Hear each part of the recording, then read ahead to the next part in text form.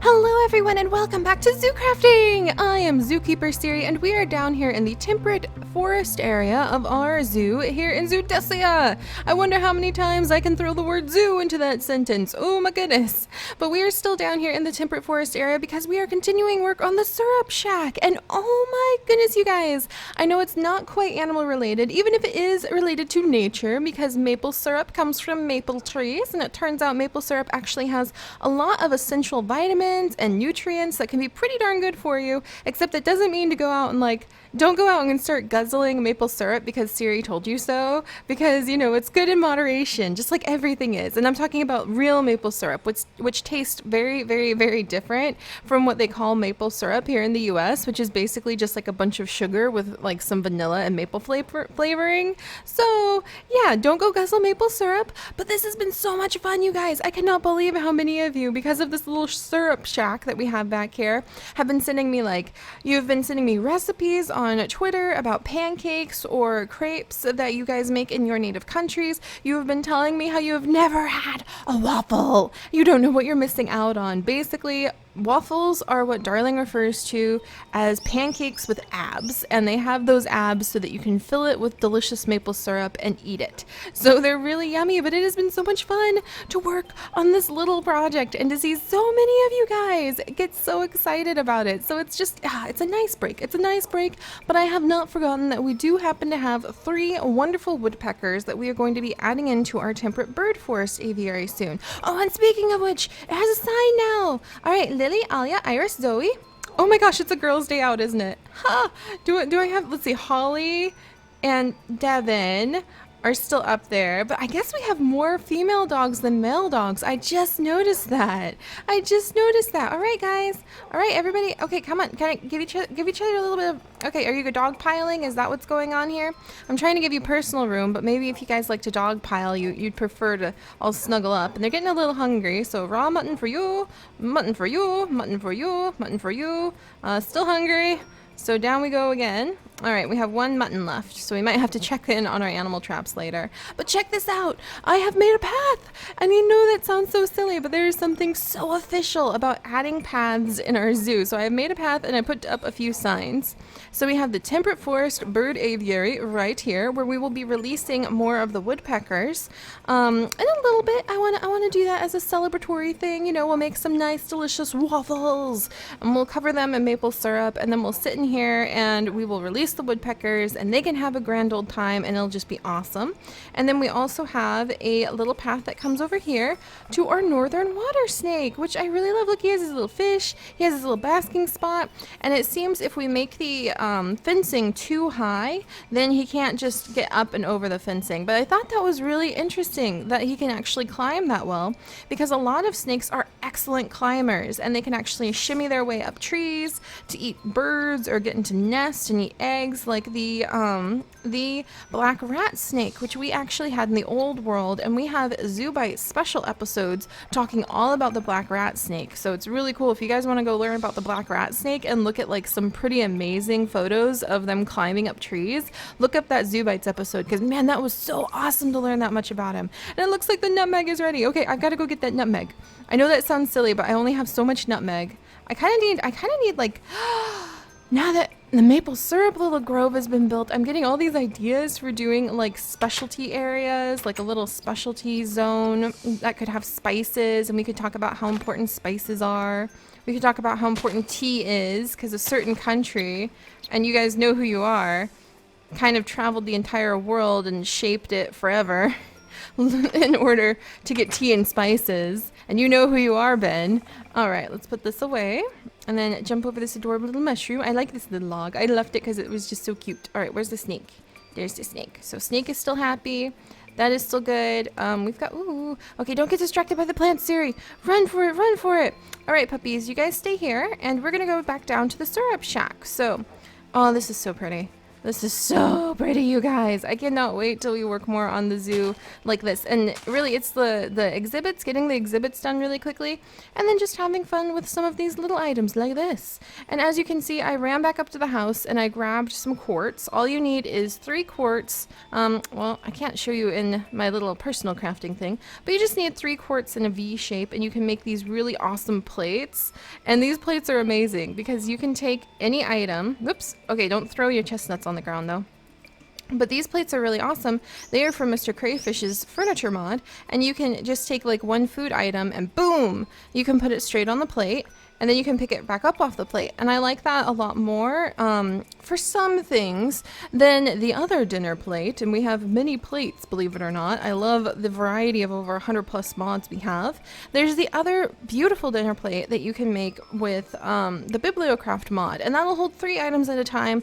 But normally I have trouble figuring out how to like open the plate UI up again. So then you just have to eat everything on the plate whenever you want to clean it, which is kind of funny because it's like, I don't know if you guys ever have had a mom who's like, you must eat everything on your plate before you can leave the dinner table. I think that's kind of falling out of fashion, but my grandma was really like that. So that's kind of what the plate is like. But I wanted to give our guests more options. So these are going to be where we lay out the maple related products that we are going to be preparing. And today we need to finish making those maple related products. And I actually came over here. I did go back up and I made skillets because look how cool this is. It's like the skillets are flipping all the pancakes and flipping all the waffles, even though you would use a waffle maker and not a skillet to make a waffle. But we can overlook that fact. And I just thought that was really fun because it just looks really cool. And so then when you want to come and get a free sample, you can just come over here and open this up and boom, you've got like all the skillets flipping things, and then a whole bunch of eggs just stored down here just cause. We'll store like extra maple syrup down here if you want a maple syrup sample.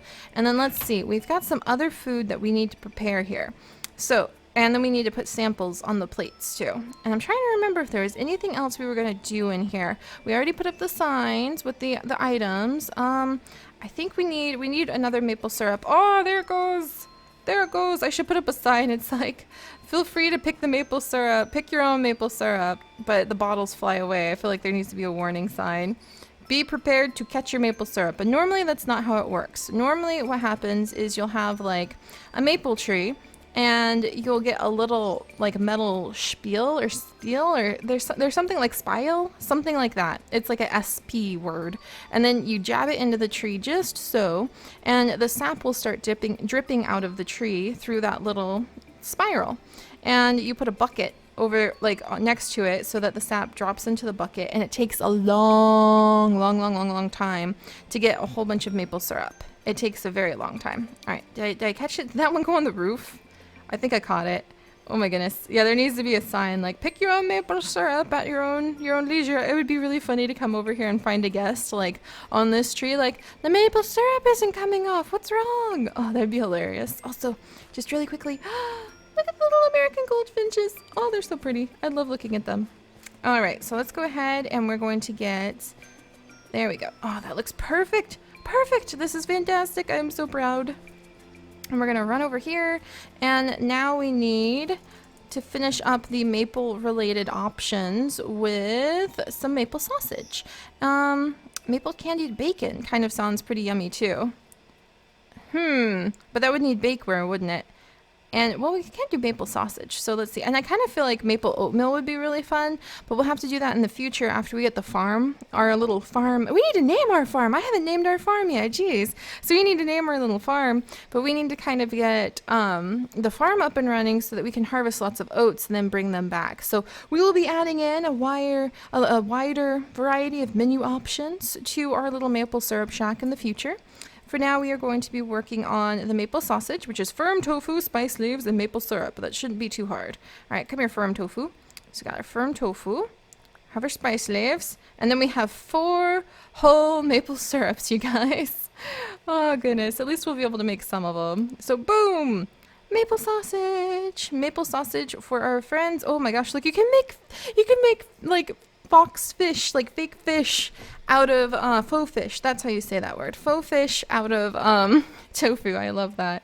I love that. All right, let's see. I'm going to put this away. Even though really tofu and soy milk should be stored in a refrigerated area, we're going to overlook that because I don't think I could fit in a fridge in here. So, all right, then we're going to come over here And I kind of want to scoot over our pancakes and everything like this. All looks so delicious. My mouth is watering because I really love waffles, and I really love pancakes. I haven't had them in ages though. All right, there we go. And a little bit of maple sausage, and we'll do just a bit more on the waffles to make them, I don't know, you know, you gotta make it kind of artsy. Whoops. All right, kind of artsy. There you go. All right, see now. All right, there we go. In fact, maybe we'll do this, and then make the pancakes go higher. Yeah, because who doesn't want to look at a giant stack of pancakes? There we go. That looks really cool. So then you can come in, and that kind of shows you like how many of each we have. You can come in and you can get yourself some delicious pancakes. All right, so I'm going to grab 2 of these. And how many plates do we have? We have 3 plates. I'm going to grab 1 maple sausage, just 1. And I kind of need another maple so that I can grab a waffle, because a plain waffle does not represent what we have to offer here at this delicious establishment. Thank you very much. I wonder if like the direction that you're facing affects where it goes on the plate. So let's come over here, and we're going to put down, it does. So we've got pancake stack with maple syrup, pancake stack with maple syrup. We've got maple sausage made out of tofu. And then we've got where I want to put a maple syrup waffle, but I need more maple syrup. Do I have bone meal? I have bone meal. Yes. Okay, that'll work. That makes life so much easier. Look at that. Oh my gosh. Man, that got so much maple syrup. All right. So that was very helpful actually. All right, and then we come over here. And let's grab a waffle. Man, this brings back so many memories of our berry bakery from the old world. I can't wait to bring the berry bakery back. That's going to be so much fun. All right, and now I'm going to put away, and you can put away the maple syrup samples over here.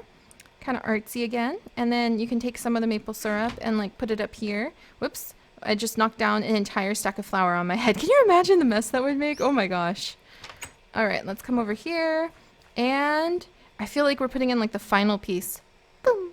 Final piece! Yes! Alright, so that looks awesome, you guys! Look at our little maple syrup shack. Oh my gosh, I would totally eat here. This looks absolutely delicious. I love it. I love it. I would totally eat here. So that is finished, and now I actually need to grab a sample. So I'm gonna like take a pancake. And let's go celebrate by diving in to our temperate bird forest aviary and releasing these woodpeckers. And I also want to put in these 2 chestnuts. Dun dun dun, which makes 6 chestnuts. Dun dun dun, into the furnace. Whoops, hey, get in the furnace. What? I put the roasted chestnuts in. That's not what I meant to do. There we go. I'm going to leave that running so I can come back and get some delicious chestnuts later, because I'm a little bit hungry. Go, chestnut tree, go! That was like one of the most awesome finds. I still need to go back and get more,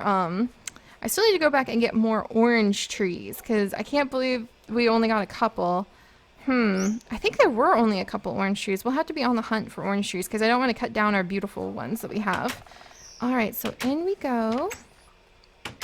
And here we are with the little mice, which are so cute. And you can see still, I think I showed you guys before, where I've started chipping away at the logs so that they can be nice, rotting logs. They're going to have lots of bugs, lots of insects, which are going to be what the woodpeckers eat because they tend to eat insect pests. And they also will eat wood-boring insects, like wood-boring beetles, which are an extremely not good pest to have if you have, like important trees like fruit trees or just a really nice tree in your yard. Wood-boring beetles can get right into that tree and just destroy the whole thing. And it's really good that the woodpeckers like to eat wood-boring beetles because they will hunt them down and pull them out of the tree, and so they're considered a very protective, beneficial bird to have in your yard. But they're usually, for the most part, like the pileated woodpecker, very shy, which means they don't really put up with a lot of action. They don't really put up with a lot of motion or noise or people kind of in their business, but they will show up in yards, especially in winter when they are attracted to bird feeders when food is a little bit lower than normal. So I'm so excited to release these guys in here. Okay, you guys ready for this? I'm gonna scooch my little pancake over. What is this? Oh, it's Primrose! Primrose, I'm so sorry! Primrose, you can come on out too. I'm sorry, darling. I forgot I brought you along with us. Mom feels horrible. Mom feels terrible. You can stay in here, Primrose. I am so sorry. Oh my gosh, I feel so embarrassed. I told her she could come along and then kept her in the safari net the whole time. All right. Well, let's release these 3 woodpeckers. Are you guys ready? 1, 2, 3. Oh, there they go. Oh, look at them. Oh my gosh. They're so pretty. Hello, little ones. Oh my goodness. Oh, woodpecker. Woodpecker, you're so pretty. Oh my gosh, you're like right in my face. Oh, look at him with the red leaves against him. Oh, you guys. Oh, there we go. All right, where's he going? All right, he's kind of hanging out over here. The mouse is squeaking over there. Now he's hanging out over here. They're probably going to find where the other woodpecker like disappeared to and hang out with him. Because I can hear him in here. I just haven't seen him for a while. Hi, guys. So these are really big woodpeckers. And Pablo's actually told me their texture is kind of like a mix of a couple different woodpeckers. But to me, like, other than the red bellies, they still sort of look like pileated woodpeckers, which is really fun because pileated woodpeckers are a very large woodpecker that lives kind of where I do. They are the largest woodpecker in North America, actually. And I think they grow up to like 26 or 34 inches, which is a huge difference in size, but I can't remember the exact size that they get. They're really big though. And actually the pileated feeds primarily on ants, and we've talked about that before. About like 95% of some of the pileated birds' observed diets were ants. And oh my gosh, look at them fly around. I love having the birds fly over our heads. And in other pileated woodpeckers that they studied, their diets would be like 50% ant, and then a whole bunch. Oh, he's on the log! He's on the log! You guys, he's on the log! Oh, that's the best thing! That's the best thing in the world! I want to look at him. Oh, this is so cool! Success! Success! This is what we want to see. Oh my gosh. That is amazing. Whoops, I got too close. Like I said, they're very shy birds, so I'm going to stand back here and eat my pancake for a minute. Oh my goodness. Look at him fly around. So thank you so much to Pablo because he has provided these woodpeckers. And what I learned is that pileated woodpeckers in particular will have a territory. And I think we kind of talked about that a little bit, but I'll just go over it in case like you have forgotten or you haven't heard this. But pileated woodpeckers are a type of bird that will they'll find a mate and then they'll just kind of stick around with their mate, and they will usually form a territory. And they'll go, hey, this is my space. And then they'll defend that territory in the spring, summer, and fall or autumn. And then as time goes on, in the winter, then they're actually very tolerant of other woodpeckers coming into their territory in the winter. But they're non-migratory, so they don't migrate, which surprised me because, you know, you kind of have a stereotype of most birds migrating, at least here in the U.S. But I think that's just because we had like Canadian geese flying over our head and starlings and songbirds and hummingbirds, a whole bunch of migratory birds. But pileated woodpeckers are not among those who migrate. Now, they are not the only type of woodpecker, are you? You are not the only type of woodpecker. Oh, they're so cool. I'm so in love with. Oh my gosh, there's another one in my face. What do you think, Primrose? Oh, Primrose, do you not like birds?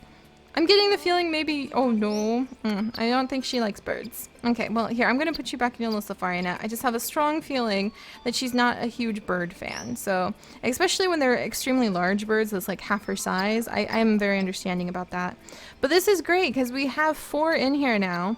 And it looks like 2 of them are still kind of getting settled. So this should be really fun. And now I just really want to go to Twilight Forest soon and get all those little finches, those little chickadee-dee-dee-dee finches that we can add in here. So that's going to be amazing. Oh, you guys, this is great. This is great. But, pileated woodpeckers and woodpeckers in general, just one last thing about woodpeckers, at least for today, because it turns out there's a lot about woodpeckers that I've learned, and it's so much fun to teach you guys. But woodpeckers actually wrap their tongue around their skull to make enough space for their super long tongues, which are pointed and spiky, and help them to grab insects and pull insects out of the little holes that they drill. So think about that. The tongue of the woodpecker is so long that it not only is in its mouth, but then it wraps up around its skull. How awesome is that? I just think that's a really cool fact.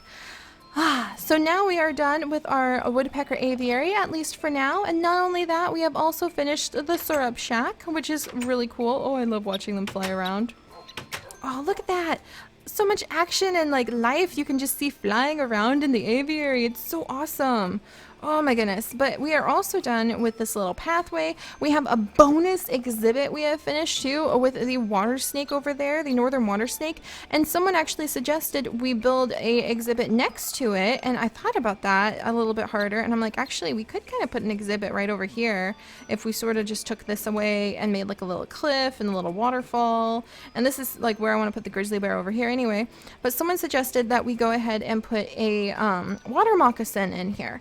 And I thought that was a good idea to kind of have like a comparison between the two types, especially if I can get a picture to go like up of what a northern water snake looks like and a picture to go up of what a water moccasin actually looks like. I think that would be really cool.